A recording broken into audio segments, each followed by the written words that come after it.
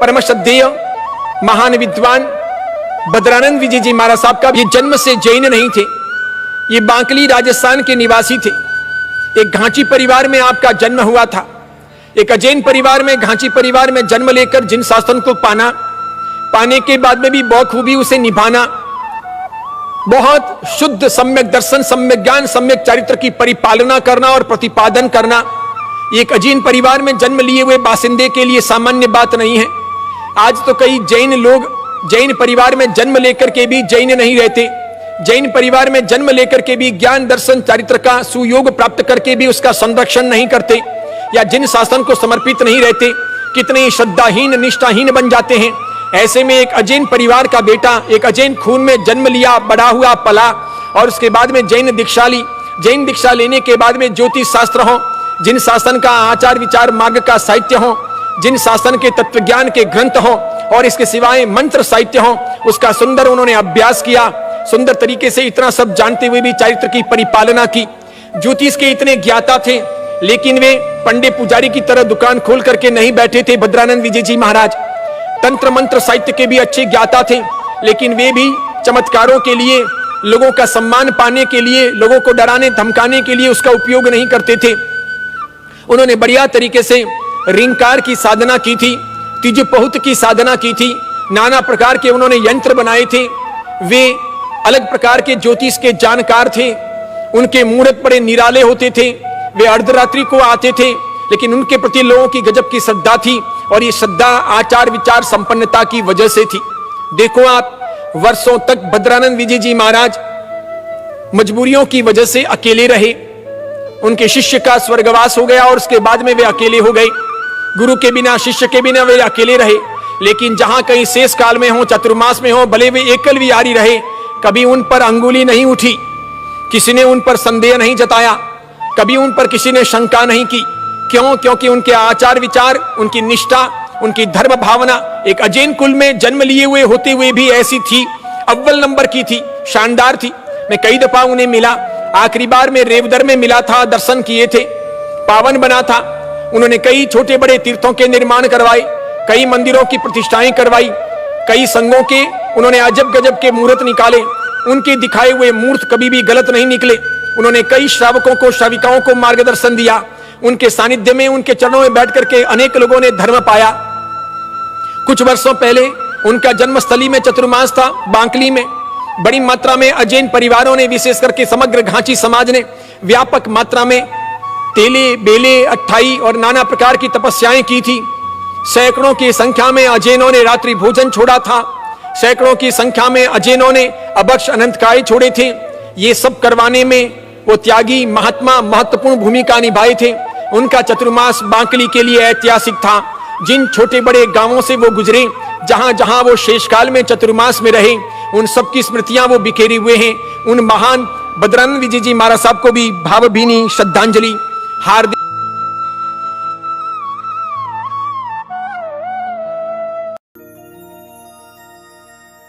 गुरु धोबी शिष्य कापड़ा तो साबुन सिरजनहार, सुरत शिला पर धोय ले तो निकले मेल अपार।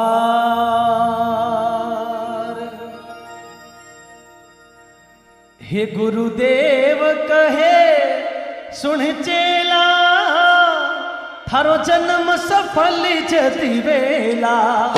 गुरुदेव कहे सुन चेला, थारो जन्म सफल जति वेला। गुरुदेव कहे सुन चेला, थारो जन्म सफल जति वेला।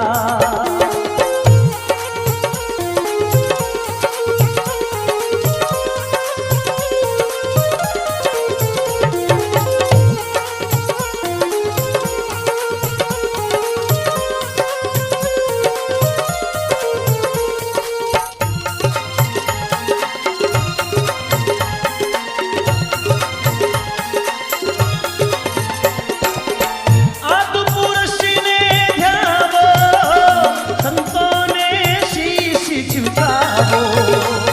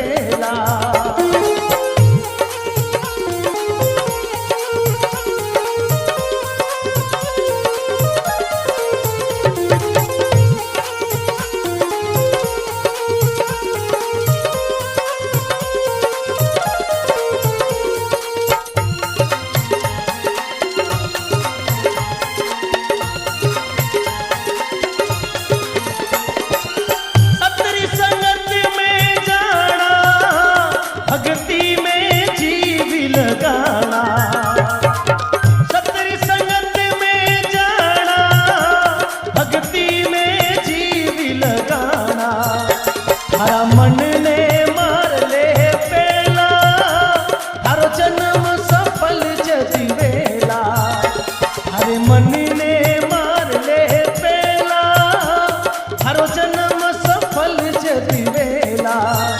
गुरुदेव कहे सुन चेला, हरो जन्म सफल जति वेला।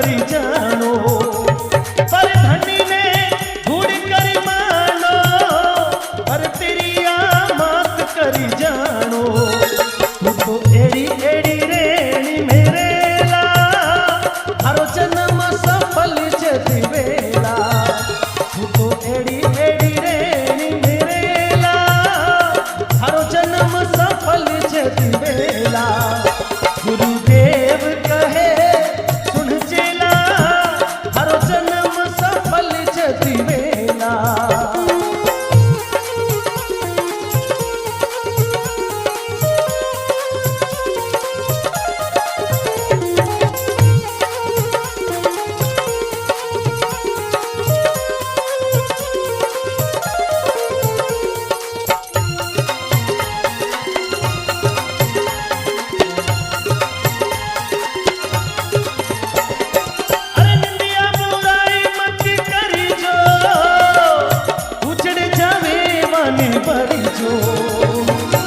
निंदिया बुराई मत करी जो, उजड़ जावे वानी भरी जो।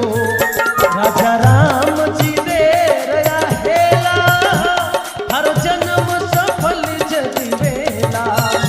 राजा राम जी दे रया हेला, हर जन्म सफल जति वेला। गुरुदेव कहे सुन चेला, हरो जन्म सफल जति वेला। गुरुदेव कहे सुन चेला, हरो जन्म सफल जति वेला।